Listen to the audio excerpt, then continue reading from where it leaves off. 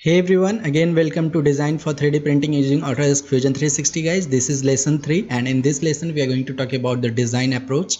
So as you can see right now on your screen, so this is our part that we are going to design, that for which we are going to plan our design. So here you can see I will start with the first thing, that will be the base sketch. That will check the base sketch, and then what after the base sketch, once we are done with the base sketch, then what we'll do, we'll extrude the base.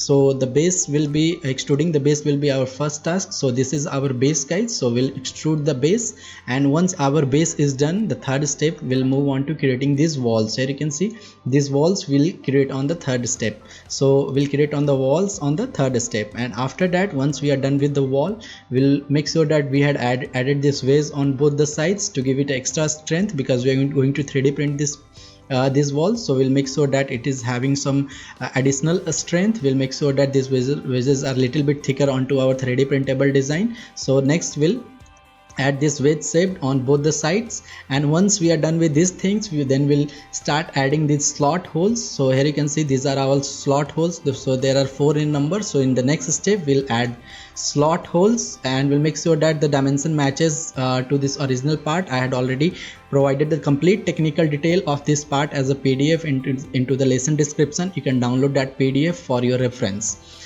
Next task our will be like creating these holes. Here you can see these holes, and also the center hole, this center hole on for the motor shaft. So that will be our next step. So main mounting holes will create in the 6th step. So this will be basically our all the process that we're going to follow. So if you are not aware of like how to design something for 3D printing or anything, you can just continue watching the lessons till the end, and you will have a great idea like how to design any part for 3D printing and how to prepare it for final production using 3D printing.